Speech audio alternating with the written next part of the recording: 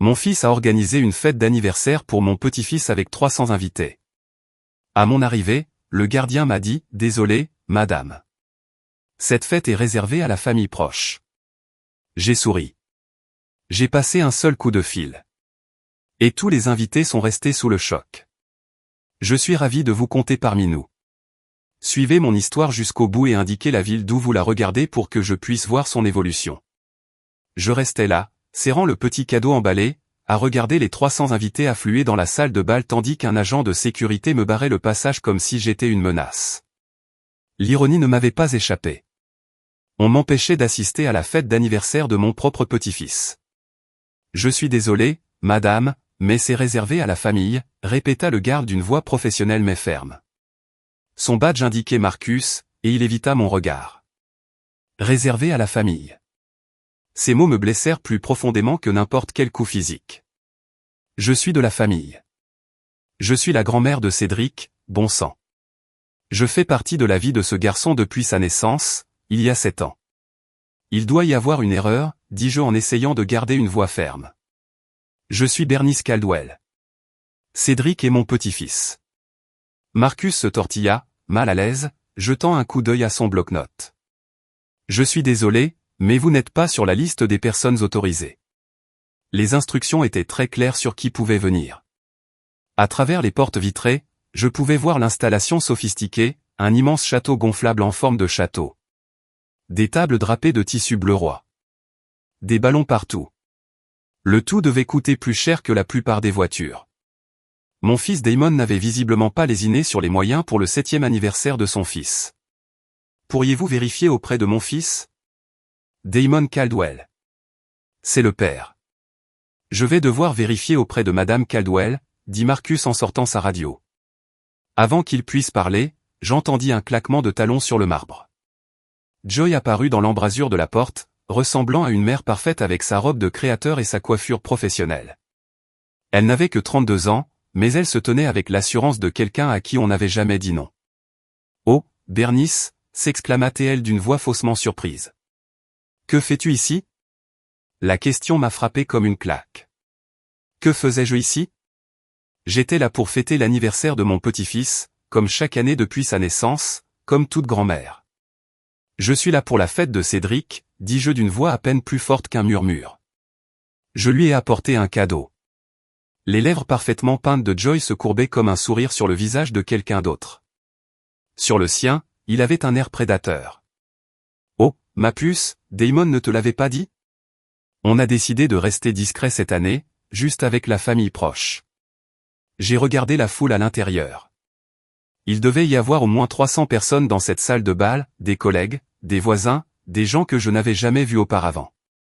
Mais apparemment, je n'étais pas assez proche de la famille. Joy, s'il te plaît, dis-je, détestant la voix brisée. Je veux juste voir Cédric, lui souhaiter un joyeux anniversaire. Il est tellement occupé avec ses amis en ce moment, dit-elle sans bouger de la porte. Peut-être que la prochaine fois, on pourra organiser quelque chose de plus petit et plus approprié. Plus approprié. Ces mots résonnaient dans ma tête tandis que je tenais un cadeau pour un enfant que je n'avais pas le droit de voir. C'était de mon petit-fils dont nous parlions.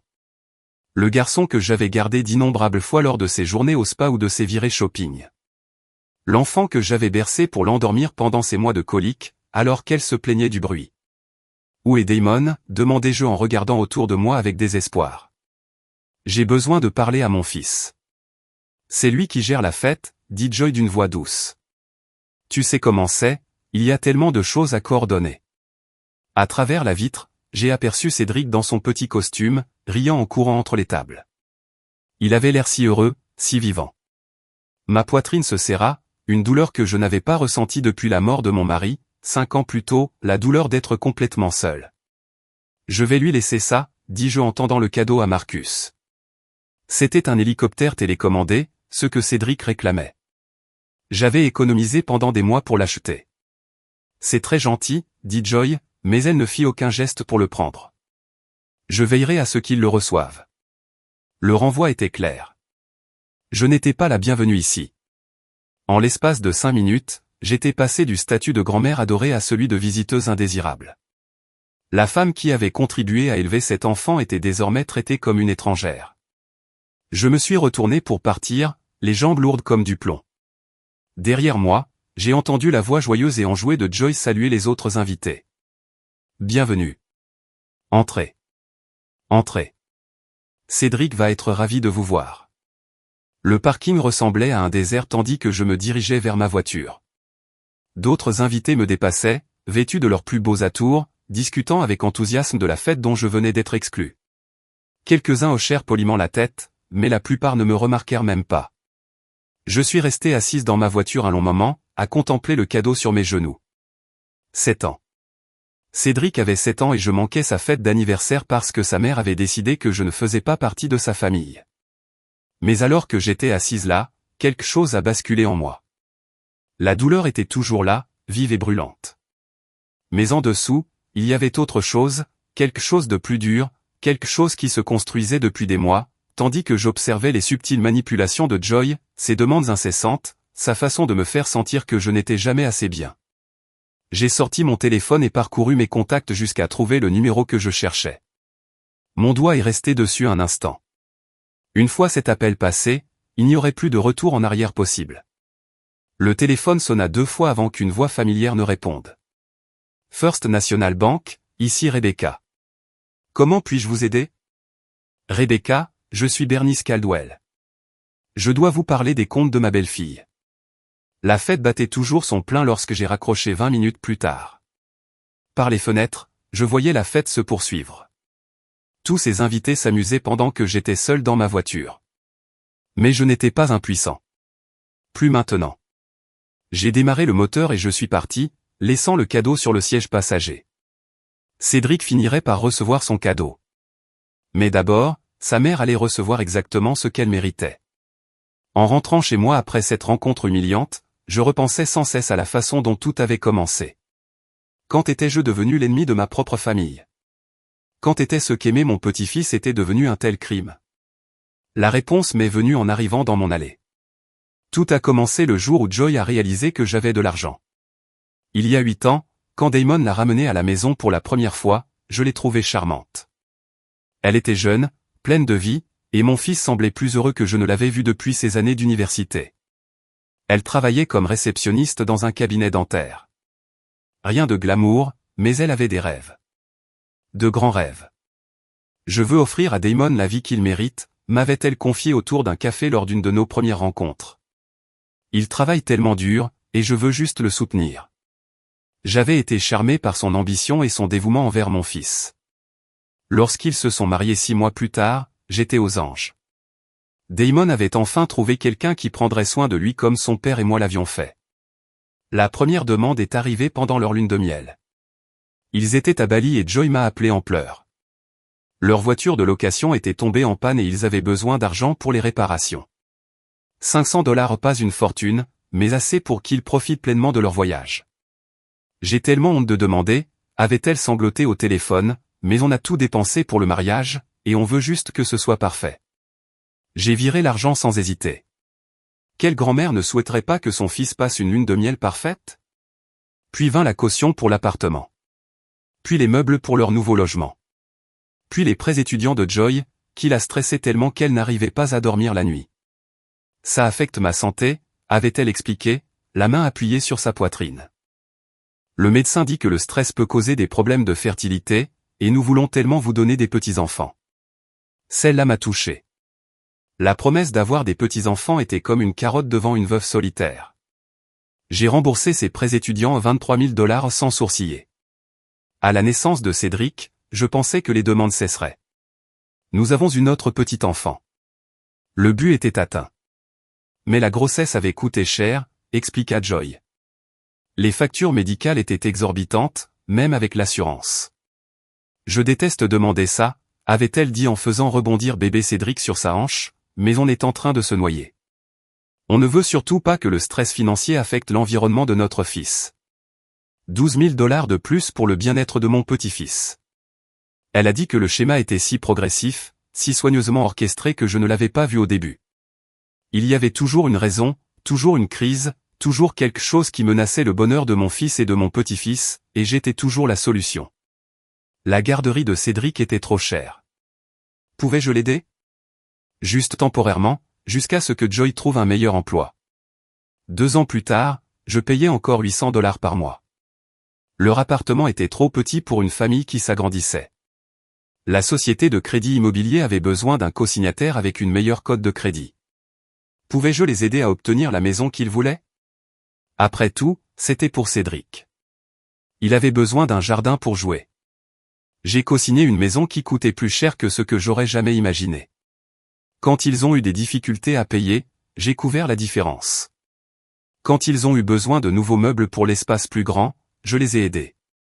Quand le toit a dû être réparé, quand la voiture est tombée en panne, quand la mère de Joy est tombée malade et a eu besoin d'argent pour se faire soigner, j'étais toujours là. Mais ce n'était pas seulement l'argent. C'était la façon dont elle me le demandait. Les larmes, les appels désespérés, la façon dont elle me donnait l'impression d'être la seule personne au monde capable de sauver ma famille du désastre. Tu es une telle bénédiction, me disait-elle d'une voix chargée d'émotion. Je ne sais pas ce que nous ferions sans toi. Cédric a tellement de chance d'avoir une grand-mère aussi attentionnée. Ces compliments m'ont fait du bien. Après des années de solitude, de sentiments d'inutilité à la retraite, j'ai soudain retrouvé un but. On avait besoin de moi. J'aidais à construire une vie meilleure pour mon petit-fils. Mais quelque part, en chemin, la gratitude a commencé à s'estomper. Les urgences sont devenues plus fréquentes, plus coûteuses, et l'attitude de Joy à mon égard a commencé à changer. Tout a commencé par de petits commentaires. Tu le gâtes trop, disait-elle quand j'apportais des jouets à Cédric. On essaie de lui apprendre à mériter des choses. Puis vinrent les critiques concernant mes conseils parentaux. Les choses ont changé maintenant, expliquait-elle avec un sourire condescendant. Nous disposons d'informations plus récentes sur le développement de l'enfant. Petit à petit, mes tâches de babysitting ont diminué. Nous voulons instaurer de meilleures routines, expliquait Joy.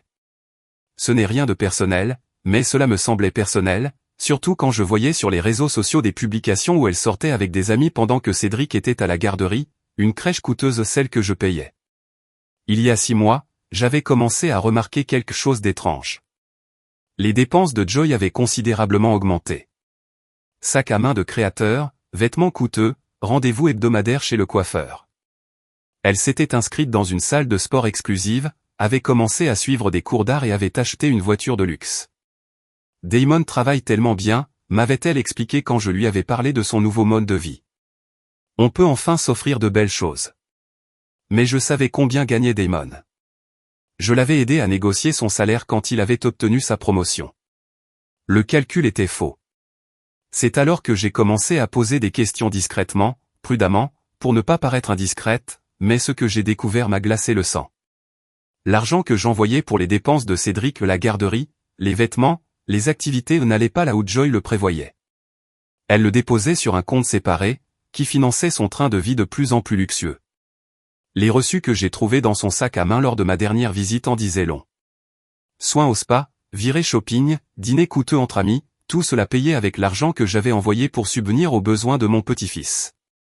J'avais financé la transformation de Joy, d'une réceptionniste dentaire en difficulté à une femme tout droit sortie d'un magazine. Pendant que je mangeais des céréales génériques et découpais des coupons, elle vivait comme une reine aux frais de mon argent. Cette trahison était plus profonde que n'importe quelle blessure physique.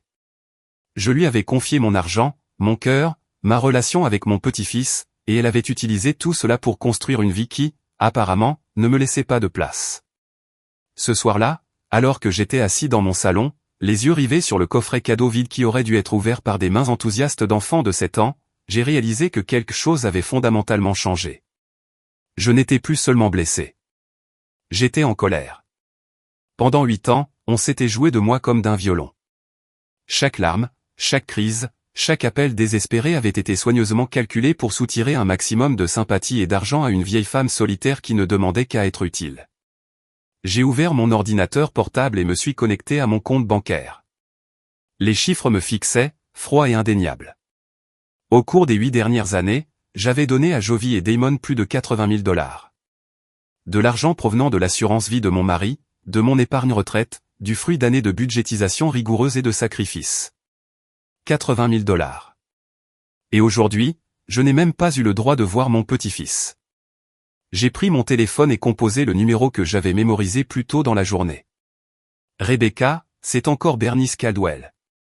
J'ai besoin de savoir exactement combien d'argent a été transféré de mon compte vers le compte personnel de Joy Caldwell au cours de l'année écoulée. Tandis que Rebecca sortait les disques, j'ai ressenti quelque chose que je n'avais pas ressenti depuis des années. Le tranchant glacial d'une colère vertueuse. Demain, tous les invités de cette fête allaient savoir exactement qui ils célébraient. Le lendemain matin, je me suis réveillé avec une lucidité que je n'avais pas ressentie depuis des années. Plus besoin de jouer les victimes. Plus besoin d'accepter des miettes d'affection de la part de gens qui me voyaient comme un simple chéquier.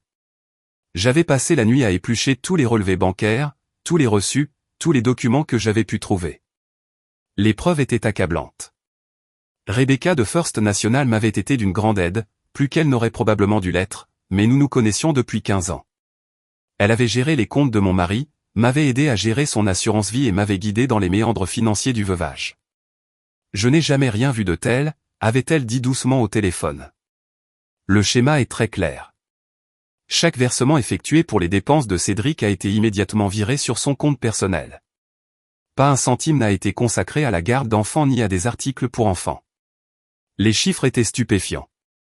Rien que l'année dernière, j'avais envoyé 32 000 $ pour diverses urgences concernant mon petit-fils, des frais de garde qui n'arrivaient jamais à la garderie, des frais médicaux déjà couverts par l'assurance, des fournitures scolaires qui coûtaient plus cher que le loyer mensuel de la plupart des gens.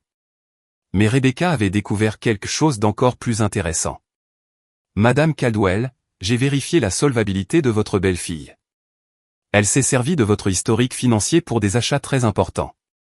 Prêt pour voiture de luxe, carte de crédit, et même un prêt pour ce qui semble être de la chirurgie esthétique. Mon sang s'était glacé. Que veux-tu dire?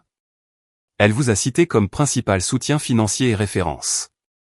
Les prêteurs ont approuvé son dossier en fonction de vos actifs et de votre historique de paiement. Elle vit essentiellement à crédit, grâce à votre réputation. J'avais raccroché, la nausée. Ce n'était pas seulement un vol, c'était une usurpation d'identité. Elle avait utilisé ma situation financière pour financer un style de vie qui lui aurait été impossible avec ses revenus réels. Maintenant, assis dans ma cuisine avec mon café du matin, j'ai sorti mon téléphone et composé le numéro que je redoutais d'appeler. Damon Caldwell, à l'appareil. Damon, c'est maman. Il y eut un silence. Puis sa voix revint, plus chaleureuse mais prudente. Salut maman. Comment vas-tu? J'appelle à propos d'hier, à propos de la fête. Un autre silence. Écoute, maman, je suis désolé pour la confusion avec la liste des invités. Joy essayait juste de gérer les choses. Tu sais, 300 personnes, c'est beaucoup à coordonner. De la confusion. C'est comme ça qu'il l'appelait. Damon, je n'étais pas confus. J'ai été volontairement exclu de la fête d'anniversaire de mon petit-fils. Maman, ne dramatise pas. Ce n'était pas personnel. Alors explique-moi comment tes collègues de travail, qui habitaient à 3 états de là, étaient sur la liste des invités, mais pas ta mère. Silence. Je l'entendais presque réfléchir, cherchant sans doute à expliquer la situation sans que sa femme ait mauvaise presse. Joy a pensé qu'il serait préférable d'organiser une fête séparée avec toi. Quelque chose de plus petit, de plus intime. Quand? Quoi? Quand est-ce que cette petite fête, plus intime, est censée avoir lieu? Encore du silence. Nous savions tous les deux qu'aucune célébration n'était prévue. Il n'y en avait jamais eu. On trouvera une solution, dit-il finalement. Peut-être le week-end prochain. Damon, j'ai une question à te poser et j'aimerais que tu sois honnête avec moi. À ton avis, combien tes jeux apportés, à toi et à Joy, au cours de l'année écoulée? Maman, d'où ça vient? Réponds simplement à la question. Je ne sais pas. Quelques milliers. Vous avez aidé Cédric à payer certaines dépenses et vous m'en avez été reconnaissant. Quelques milliers. J'ai regardé les relevés bancaires étalés sur ma table de cuisine. Damon, je t'ai donné 32 000 $ au cours des 12 derniers mois seulement. Ce n'est pas possible. Ce n'est pas seulement possible. C'est documenté. Chaque virement, chaque chèque, chaque dépôt. 32 000 $ pour des factures de garderie déjà payées, des frais médicaux couverts par l'assurance et des fournitures scolaires qui coûtent apparemment plus cher que la voiture de la plupart des gens. Maman, Je crois que tu es confuse à propos d'eux. Je ne suis pas perdu. Les mots étaient plus tranchants que je ne le pensais. Je ne suis pas perdu. Je ne dramatise pas et je n'imagine rien. Ta femme me vole depuis des années. Ne parle pas de Joy comme ça. Comme quoi? Comme une voleuse? Parce que c'est ce qu'elle est, Damon. Elle utilise l'argent que j'ai envoyé à Cédric pour financer ses soins au spa, ses virées shopping, son train de vie luxueux. Pendant que je mange des céréales génériques et que je découpe des coupons, elle vit comme une reine à mes frais. Tu es ridicule. Vraiment? Quand as-tu vu pour la dernière fois un reçu pour la garderie de Cédric? Quand as-tu payé pour la dernière fois ses vêtements ou ses activités? Je te dirai quand. Jamais. Parce que j'ai tout payé. Et rien n'est allé là où tu le penses. Je l'ai entendu prendre une profonde inspiration. Même si c'est vrai, et je ne dis pas que ça l'est. Tu as donné cet argent volontairement. Personne ne t'y a forcé. Ce licenciement sans cérémonie m'a frappé comme un coup physique. Tu as raison. Personne ne m'a forcé. Je l'ai donné parce que j'aime mon petit-fils et que je voulais l'aider. Mais je ne l'ai pas donné pour que ta femme puisse se faire poser des implants mammaires et conduire une BMW. Maman, tu dépasses les bornes. Non, Damon. Je vois enfin clairement la limite. Et ta femme l'a franchie il y a longtemps. J'ai raccroché avant qu'il puisse répondre. Mes mains tremblaient, mais pas de peur, mais de colère, de la rage libératrice de quelqu'un qui avait enfin cessé de prétendre qu'être maltraité équivalait à être aimé. J'ai regardé l'heure. La fête allait continuer. Tous ces invités, toutes ces festivités, tout cet argent dépensé pour un enfant dont la grand-mère n'avait pas été autorisée à venir. J'ai pris mon téléphone et composé le numéro direct de Rebecca. Rebecca, c'est Bernice Caldwell. J'ai besoin que vous geliez tous les comptes liés à Joie Caldwell. Tous les comptes joints, toutes les lignes de crédit, tous les prêts qui utilisent mon historique financier comme garantie. Êtes-vous sûr de cela, Madame Caldwell? C'est une mesure assez radicale. J'en suis absolument certain. Et j'ai besoin que vous signaliez ces comptes pour toute activité suspecte. Retraits importants, dépenses inhabituelles, tout ce qui pourrait indiquer une fraude financière. Je peux le faire. Et les comptes qu'elle partage avec votre fils? J'ai pensé au rejet désinvolte de Damon, à son refus de considérer que sa femme pourrait lui mentir. Eux aussi. S'il ne fait pas partie de la solution, il fait partie du problème. Cela va leur causer des problèmes immédiats, a averti Rebecca. Les cartes de crédit seront refusées. Les remboursements de prêts seront signalés. Les prélèvements automatiques seront refusés. Bien.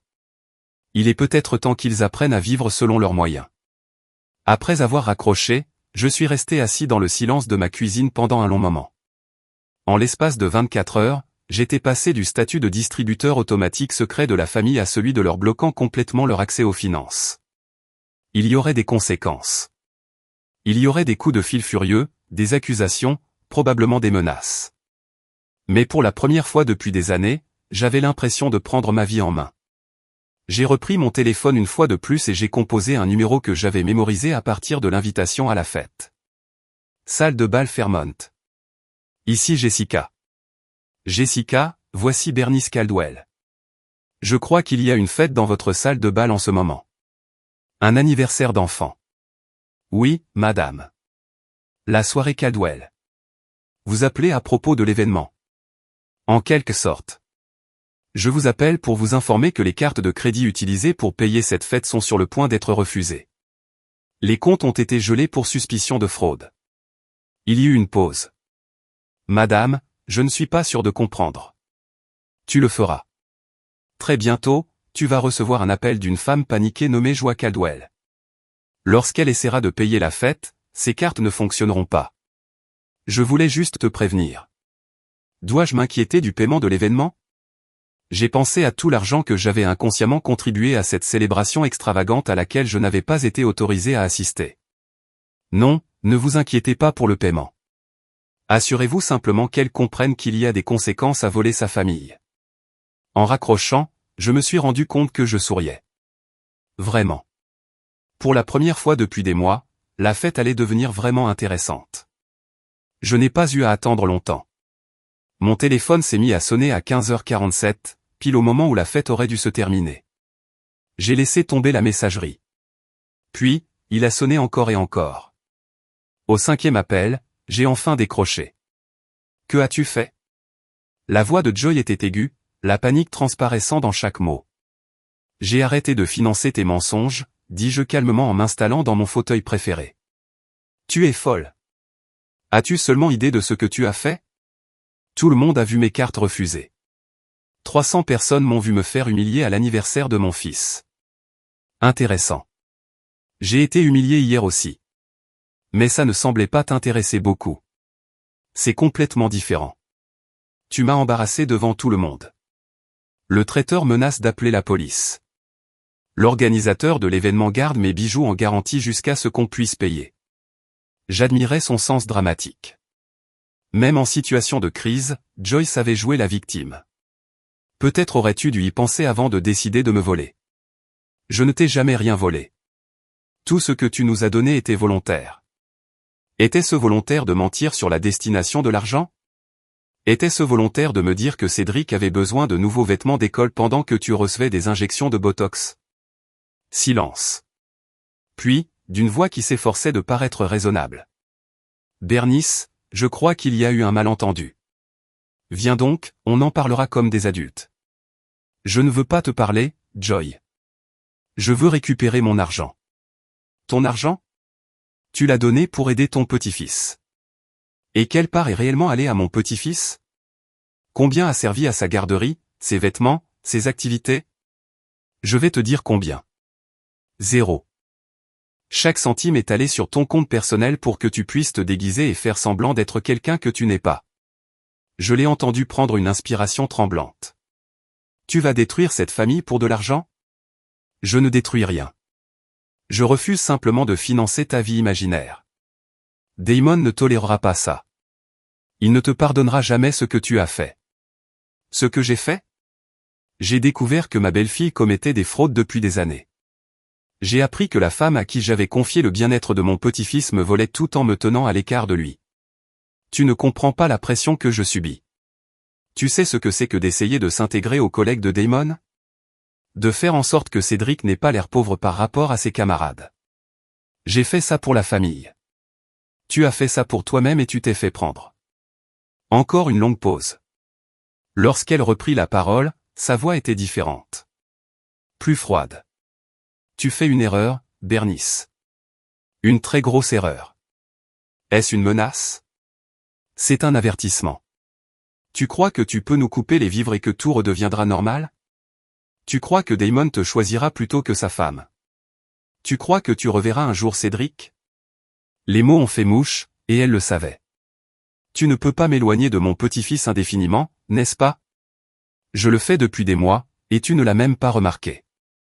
Tu crois qu'hier, c'était la première fois que je t'éloignais de lui?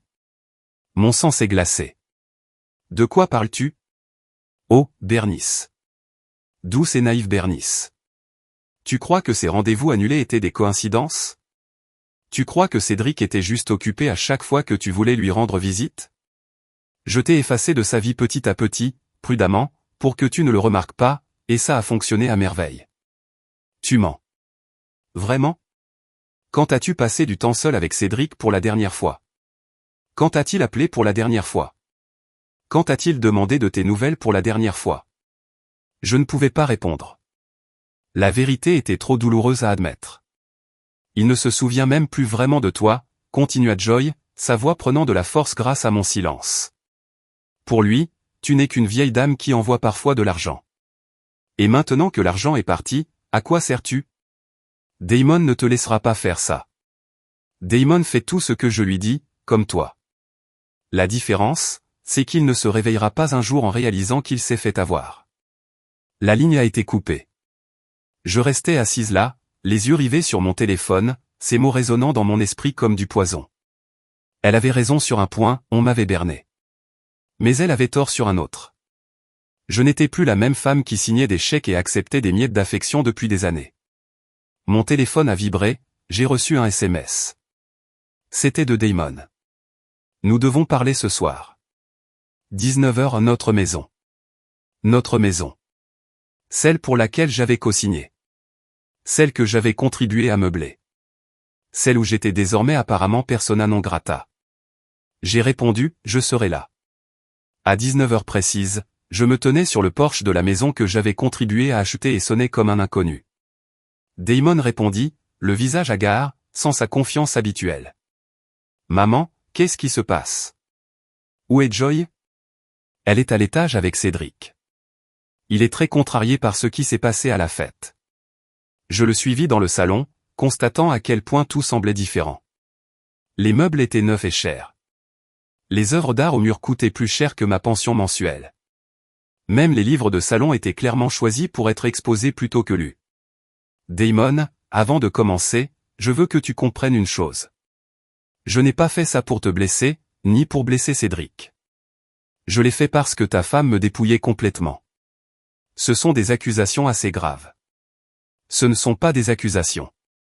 Ce sont des faits. J'ai sorti un dossier que j'avais préparé, relevé bancaire, rapport de crédit, reçu que j'ai trouvé dans le sac à main de Joy. Chaque centime que je vous ai donné pour les dépenses de Cédric a été versé directement sur son compte personnel. Pas un seul dollar n'a servi à financer la garde d'enfants ou des articles pour enfants. Damon prit le dossier à contre-cœur, sa mâchoire se serrant tandis qu'il feuilletait les pages. Même si c'est vrai, maman, tu ne peux pas geler nos comptes sans prévenir. On a des factures à payer. Des responsabilités. Vous avez des responsabilités? Et moi, j'ai la responsabilité de me protéger de la fraude? Tu es dramatique. Vraiment? Votre femme vient de me menacer de m'éloigner définitivement de mon petit-fils. Elle m'a dit qu'elle manipulait son emploi du temps depuis des mois pour minimiser mes contacts avec lui. Ça me semble être quelqu'un de reconnaissant pour mon aide. Pour la première fois, Damon semblait vraiment incertain. Elle ne ferait pas ça. N'est-ce pas? Quand ai-je gardé Cédric pour la dernière fois? Quand est-il venu chez moi pour la dernière fois? Quand avons-nous eu une relation sans que je lui envoie de l'argent? Damon resta silencieux un long moment. Les papiers jonchaient ses genoux. La fête était importante pour elle. Elle a passé des mois à l'organiser avec mon argent. Elle m'a dit que cet argent était destiné aux besoins de Cédric. C'est une bonne mère. C'est une bonne actrice. Il y a une différence. Des pas dans l'escalier nous interrompirent. Joy apparut dans l'embrasure de la porte, sa panique passait laissant place à un calcul froid. Elle avait revêtu une tenue plus classique, son maquillage s'était atténué. Elle ressemblait à une mère et une épouse inquiètes, et non à la femme désespérée qui m'avait crié dessus au téléphone. « Bonjour, Bernice, dit-elle doucement. Je suis contente que tu sois venue. Je crois qu'il faut qu'on éclaircisse les choses. Je pense qu'il faut régler les comptes, ai-je répondu. En commençant par rembourser l'argent volé. Je n'ai rien volé. Tu m'as donné cet argent sans hésiter. Je l'ai donné sous de faux prétextes. C'est une fraude. Joy s'assit à côté de Damon, plaçant une main protectrice sur son bras. Bernice, je comprends que tu sois contrariée, mais m'accuser de fraude va trop loin. Vraiment? Alors explique-moi comment 32 000 $ de frais de garde d'enfants ont pu financer tes soins au spa et tes virées shopping. J'ai utilisé une partie de l'argent pour moi, certes, mais c'était parce que je devais préserver une certaine apparence pour la carrière de Damon. L'image compte dans son domaine. L'image compte, ai-je ri amèrement. Tu parles de l'image d'une femme qui peut s'offrir des voitures de luxe et des vêtements de marque avec un salaire de cadre intermédiaire? J'essayais d'aider la famille à progresser dans le monde. Tu essayais de t'aider toi-même, et tu as utilisé mon argent pour y parvenir. Damon nous regardait tous les deux, luttant clairement contre ce qu'il entendait. Joy, est-ce vrai à propos de l'argent? C'est plus compliqué qu'elle ne le laisse entendre. Ce n'est pas compliqué du tout, dis-je fermement. Elle t'a menti. Elle m'a menti. Et elle nous a volés tous les deux. La seule question maintenant, c'est ce que tu vas faire. Le silence qui suivit fut assourdissant.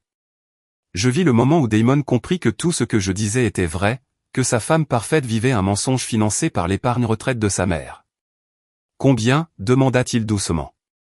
87 000 $ sur 8 ans, ai-je dit, y compris l'argent qu'elle a emprunté sur mon crédit et mes biens à mon insu. Joy se leva d'un bond. Tu ne peux rien prouver de tout ça. Je peux tout prouver. La banque a des traces de tout, y compris des demandes de prêts pour lesquelles vous m'avez indiqué comme principal soutien financier. Pour la première fois depuis que je la connaissais, Joy semblait vraiment acculée. Le masque tombait, révélant le désespoir caché. Cédric a besoin de stabilité, dit-elle d'une voix plus forte. Il a besoin d'une mère qui ne se préoccupe pas de l'argent. D'une famille qui a l'air prospère. Je l'ai fait pour lui. Tu l'as fait pour toi, dis-je en me levant. Et maintenant, c'est fini. Alors que je me dirigeais vers la porte, j'entendis la voix de Joy derrière moi, aiguë et désespérée. Tu ne le reverras plus jamais. Je m'en assurais. Je ne me suis pas retourné. On verra bien. J'avais encore un appel à passer en rentrant. Cette fois, ce n'était pas à la banque, mais à mon avocat. Mon avocate, Patricia Riss, s'occupait de questions familiales depuis 30 ans. Elle m'avait aidé avec la succession de mon mari, m'avait guidé dans les complexités du veuvage, et maintenant elle allait m'aider à reprendre ma vie en main, après l'avoir systématiquement détruite. C'est très complexe, dit Patricia en examinant les documents que j'avais apportés à son bureau. Fraude financière, usurpation d'identité, possible accusation de maltraitance envers les personnes âgées. Votre belle-fille a été très occupée. Pouvons-nous récupérer mon argent? On peut essayer. Mais surtout, on peut s'assurer qu'elle assume les conséquences de ses actes.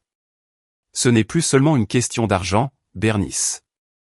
Il s'agit de faire valoir tes droits de grand-mère et de te protéger contre toute nouvelle exploitation. J'avais repensé aux menaces de Joy toute la nuit.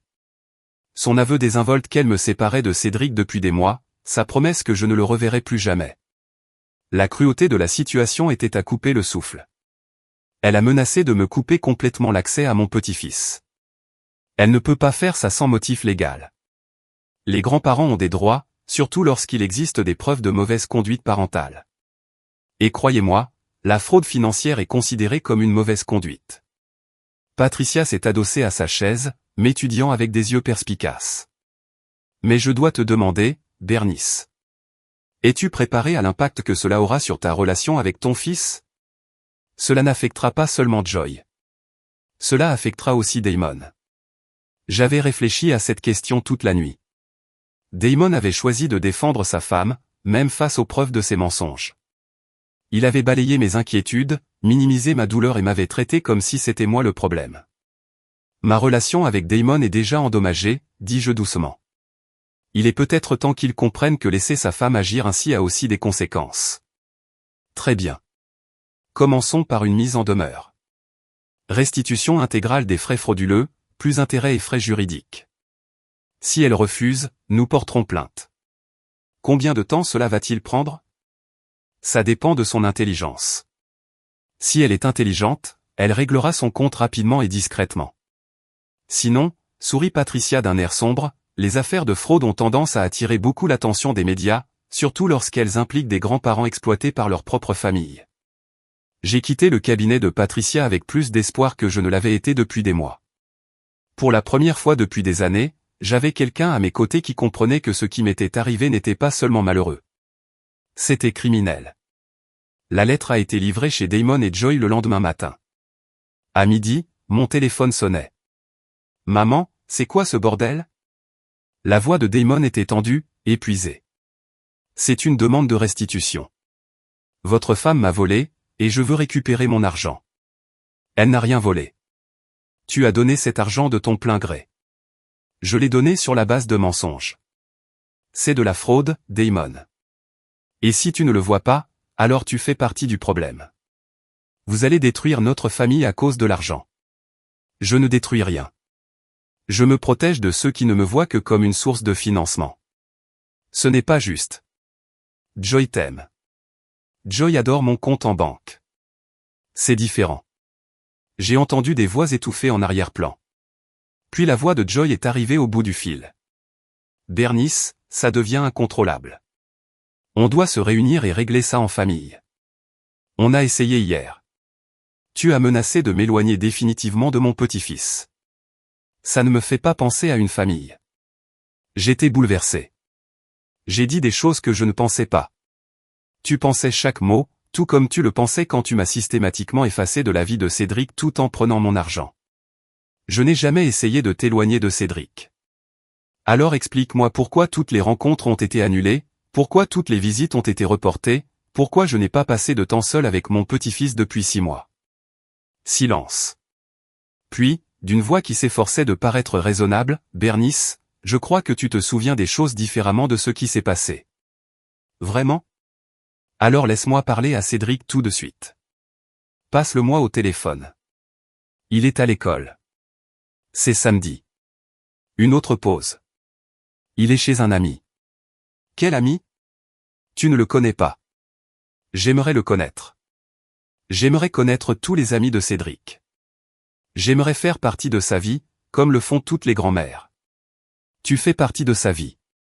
Quand? Quand est-ce que je fais partie de sa vie? Quand j'écris des chèques? Quand je règle tes urgences financières? Quand est-ce que je pourrais être grand-mère au lieu d'être une banque? Tu es déraisonnable. Je suis réaliste. Et voici un peu plus de réalité pour vous. Vous avez 72 heures pour répondre à la lettre de mon avocat. Sinon, nous porterons plainte. Tu n'oserais pas. Essayez-moi. J'ai raccroché et me suis assis dans le silence de ma maison, étrangement calme. Les dés étaient jetés. Il n'y avait plus de retour en arrière possible. L'appel suivant provenait de quelqu'un à qui je ne m'attendais pas. Michelle, la sœur aînée de Damon. Elle vivait à Portland et se mêlait rarement aux drames familiaux, mais apparemment, cet incident était suffisamment important pour attirer son attention. Bernice, que se passe-t-il? Damon m'a traité de complètement hystérique. Une histoire de procès et d'argent? Je lui ai expliqué la situation aussi calmement que possible, en lui expliquant les preuves, le schéma de mensonge, l'exclusion systématique de la vie de mon petit-fils. Je ne savais pas que c'était si grave, dit Michel quand j'eus fini. Je savais que Joy était exigeante, mais... Tu savais qu'elle me tenait à l'écart de Cédric? Je me demandais pourquoi tu ne le mentionnais plus jamais lors de nos appels. Je pensais que tu étais peut-être simplement occupé. Je pensais que j'étais progressivement éliminé parce que je n'étais plus utile. En fait, j'étais progressivement éliminé tout en restant utile. De quoi as-tu besoin de moi? La question m'a surpris. Je ne suis pas sûr. J'ai juste besoin que quelqu'un comprenne que je ne suis pas le méchant. Tu n'es pas le méchant. Tu es la victime. Et il est temps que quelqu'un prenne ta défense. Damon pense que je détruis la famille. Damon pense tout ce que Joy lui dit de penser. Il l'a toujours fait. Je ne veux pas perdre mon fils. Tu l'as déjà fait, Bernice. Au moins, comme ça, tu pourras récupérer ton petit-fils. Ce soir-là, je préparais le dîner quand j'ai entendu une voiture dans mon allée. Par la fenêtre, j'ai vu la voiture de Damon. Il était seul.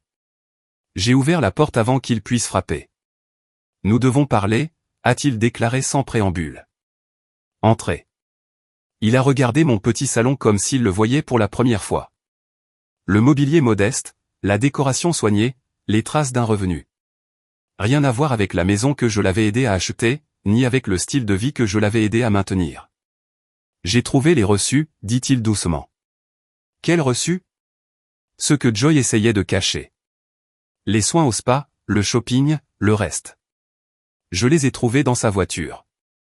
Je m'assis lentement. Combien? Des milliers. Des dizaines de milliers. Tous débités sur des cartes de crédit. Je ne savais pas qu'elle avait des cartes de crédit garanties par mes actifs. Il hocha la tête d'un air malheureux. Elle a dit qu'elle améliorait notre code de crédit. Elle a dit que c'était temporaire. Rien chez Joy n'est temporaire. Elle planifie cela depuis des années. Je l'ai confrontée à propos de l'argent, du fait que tu t'éloignais de Cédric. Elle n'a pas nié. Qu'a-t-elle dit? Elle a dit que tu étais trop autoritaire, trop impliqué. Elle a dit qu'elle protégeait notre famille de ton ingérence. Et tu l'as cru. Je voulais la croire. C'était plus facile que d'admettre que ma femme me mentait depuis des années. Damon s'assit lourdement, la tête dans ses mains. J'ai été un tel imbécile. Oui, c'est vrai. Mais tu n'es pas le seul. Elle m'a trompé aussi. Que dois-je faire maintenant? C'est à vous de décider quel genre d'homme vous voulez être. Voulez-vous être le genre d'homme qui tolère le comportement criminel de sa femme, ou le genre d'homme qui protège sa famille des prédateurs? Ce n'est pas une prédatrice. Elle est désorientée. Elle est sous pression. C'est une prédatrice, Damon. Elle a ciblé une veuve solitaire et a systématiquement exploité son amour pour son petit-fils. Elle ne l'a pas fait par désespoir. Elle l'a fait parce qu'elle le pouvait. La maison, les voitures, le style de vie, tout repose sur ton argent.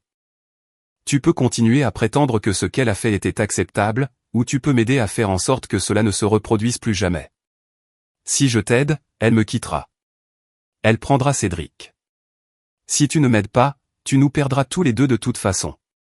La différence, c'est que si tu fais ce qu'il faut, tu regagneras peut-être un peu de respect de ma part et, éventuellement, de celle de ton fils. Damon resta silencieux un long moment. Dehors, le soleil se couchait, projetant de longues ombres sur mon petit jardin. Je dois y réfléchir, dit-il finalement. Vous avez 72 heures. Après, les avocats prennent le relais. Il se leva pour partir, puis se retourna. Maman, je suis désolé. J'aurais dû voir ce qui se passait. J'aurais dû te protéger. Oui, tu aurais dû. Mais tu ne l'as pas fait. La question est, qu'est-ce que tu vas faire maintenant? Après son départ, je me suis assise seule dans mon salon, entourée des traces d'une vie que j'avais construite lentement, prudemment, selon mes propres conditions. Demain, soit je retrouverai ma famille, soit je la perdrai à jamais. Mais d'une manière ou d'une autre, je ne serai plus jamais la victime de qui que ce soit. 3 mois plus tard, j'étais assis dans mon jardin et je regardais mon petit-fils jouer avec l'hélicoptère télécommandé que je lui avais acheté. Le même que j'avais apporté à sa fête d'anniversaire, celle à laquelle j'avais été interdit d'aller. Grand-mère Bernice, regarde jusqu'où ça monte, cria Cédric, le visage rayonnant d'excitation. Fais attention à ne pas le faire voler trop près des arbres, ai-je répondu en souriant à la joie pure sur son visage. Le chemin jusqu'à ce moment n'avait pas été facile. Après ma conversation avec Damon, la situation avait empiré avant de s'améliorer. Joy avait combattu la demande de restitution avec toutes les armes à sa disposition, larmes, menaces, manipulations et, enfin, des manœuvres juridiques désespérées qui ne faisaient qu'accentuer sa culpabilité. Elle a essayé de me dépeindre comme une vieille femme vindicative qui n'acceptait pas que son fils soit passé à autre chose. Elle prétendait que j'inventais les abus financiers, que je souffrais de troubles de la mémoire et que j'étais jalouse de sa relation avec Damon. Mais Patricia avait raison. Les preuves étaient accablantes. Les relevés bancaires ne mentent pas et les demandes de crédit ne s'inventent pas. Face à la possibilité d'accusations criminelles, Joie avait finalement accepté un règlement à l'amiable. L'accord était complet, restitution intégrale des 87 000 $, plus intérêts et frais juridiques, dissolution de tous les liens financiers entre nous et, surtout, un accord juridiquement contraignant garantissant mon accès à Cédric. Mais la véritable victoire n'était pas financière. Elle avait été de voir Damon enfin voir sa femme telle qu'elle était. Le divorce avait été prononcé le mois dernier. Joy s'était battue pour obtenir la garde de ses enfants, mais ses délits financiers l'avaient empêché de gagner. Elle avait obtenu un droit de visite surveillé et une pension alimentaire. Une ironie délicieuse, sachant qu'elle n'avait jamais soutenu financièrement qui que ce soit de sa vie. Elle est retournée vivre chez sa mère dans l'Ohio, m'avait confié Damon lors d'un de nos dîners hebdomadaires. Elle travaille dans un centre d'appel et vit dans un studio. Apparemment, la réalité est bien différente du fantasme qu'elle s'est forgé avec ton argent.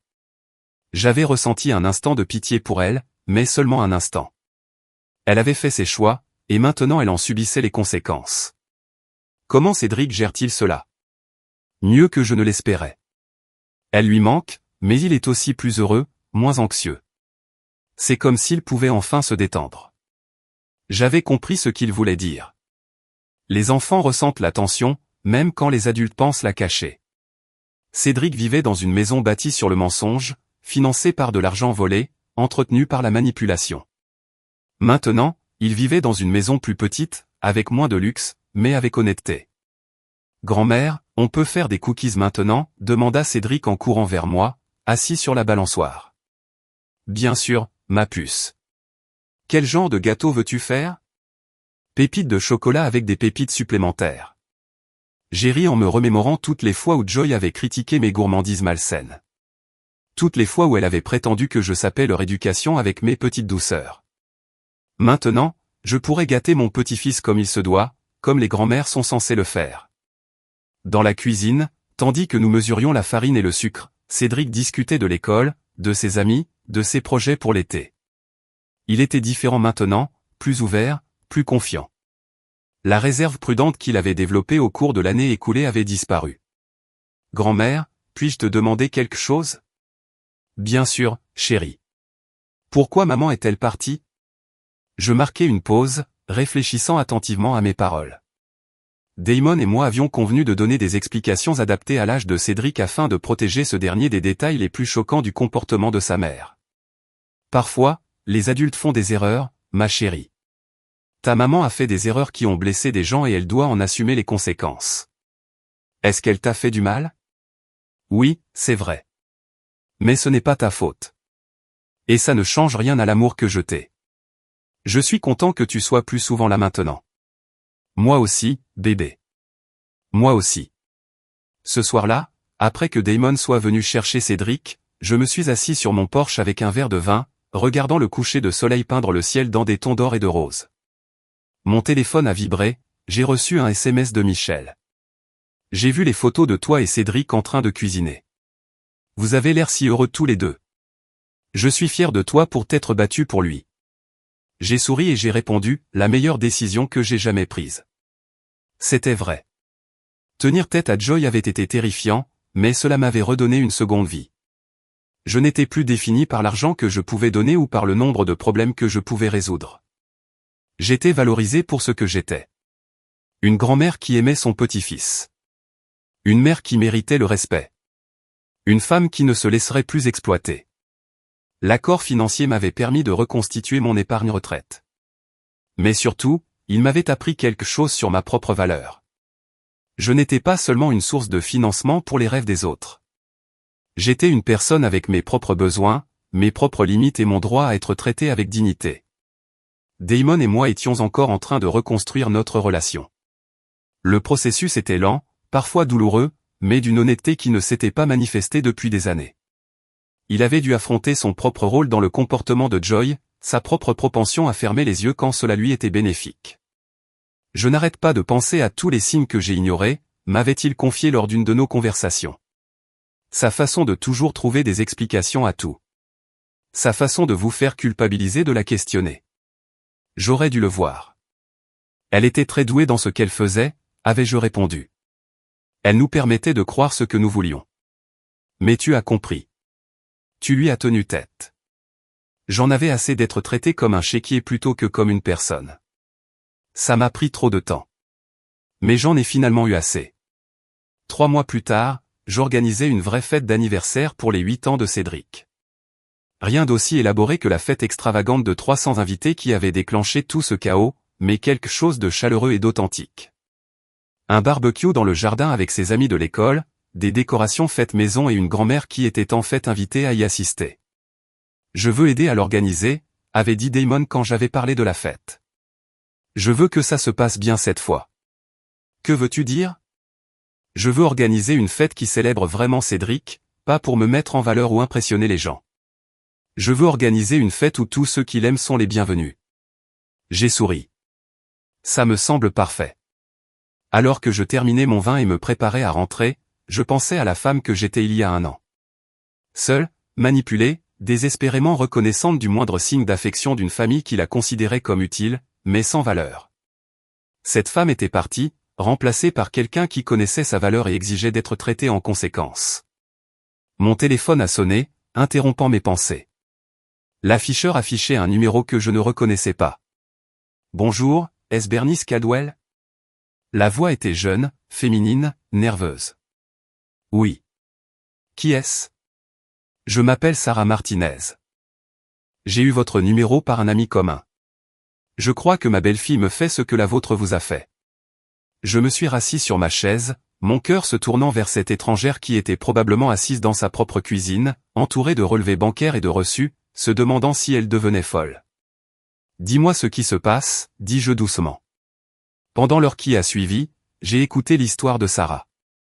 Les demandes d'argent graduelles, les explications élaborées, l'exclusion systématique de la vie de ses petits-enfants. Tout cela m'était tristement familier. Je ne sais pas quoi faire, dit-elle finalement, la voix brisée. J'aime mon fils, mais je ne peux pas continuer à vivre comme ça. Tu n'es pas obligé, lui ai-je dit. Tu as des options. Tu as des droits. Et tu as plus de pouvoir que tu ne le penses. Comment puis-je commencer? Commencez par tout documenter, chaque transaction, chaque demande, chaque excuse. Ensuite, vous appelez un avocat. J'ai peur. J'avais peur aussi. Mais vous savez quoi? J'avais encore plus peur de vivre le reste de ma vie en victime. Nous avons discuté encore 30 minutes, et à la fin de la conversation, Sarah semblait plus forte, plus déterminée. Je lui ai donné le numéro de Patricia et lui ai fait promettre de m'appeler dès lundi matin. Après avoir raccroché, j'ai réalisé que quelque chose avait changé en moi. Je n'étais pas seulement quelqu'un qui avait survécu à l'exploitation d'un membre de ma famille manipulateur. J'étais quelqu'un qui pouvait aussi aider les autres à y survivre. 6 mois plus tard, j'étais dans le bureau de Patricia avec 3 autres femmes victimes d'abus financiers de la part de leur propre famille. Nous avions formé un groupe de soutien informel, partageant des ressources et des stratégies pour gérer les conséquences juridiques et émotionnelles d'une fraude financière familiale. Le plus dur, dit Margaret, dont le gendre la vole depuis 5 ans, c'est d'accepter que les gens que vous aimez ne vous voient que comme une source d'argent. Mais le plus gratifiant, ajoute Ruth, dont la fille imitait sa signature sur des chèques, c'est de réaliser qu'on n'est pas obligé de l'accepter. J'ai hoché la tête en pensant au chemin parcouru depuis cette journée humiliante devant la fête d'anniversaire de Cédric. Ce qui m'a sauvé, c'est de réaliser que je méritais mieux. Non pas parce que j'étais parfait, mais parce que j'étais humain. Et maintenant, j'ai retrouvé mon petit-fils. J'ai retrouvé l'estime de moi-même. Et je sais que je ne serai plus jamais la victime de qui que ce soit. Cet après-midi-là, je suis allé chercher Cédric à l'école et je l'ai emmené au parc. Tandis qu'il jouait à la balançoire et riait avec ses amis, j'ai ressenti un profond sentiment de paix. C'est pour cela que je me battais, non seulement pour avoir accès à mon petit-fils, mais aussi pour avoir le droit de participer à sa vie selon mes propres conditions. Grand-mère, pousse-moi plus haut, cria-t-il. Tiens-toi bien, lui ai-je répondu en lui donnant une légère poussée qui l'a fait s'envoler. En le regardant voler dans les airs, intrépide et joyeux, j'ai souri. Nous étions enfin libres. Maintenant, je suis curieux de savoir qui vous a écouté. Que feriez-vous à ma place? Avez-vous déjà vécu une expérience similaire? Laissez un commentaire ci-dessous. Et pendant ce temps, je laisse sur l'écran final 2 autres histoires qui sont les préférées de la chaîne, et elles vous surprendront certainement.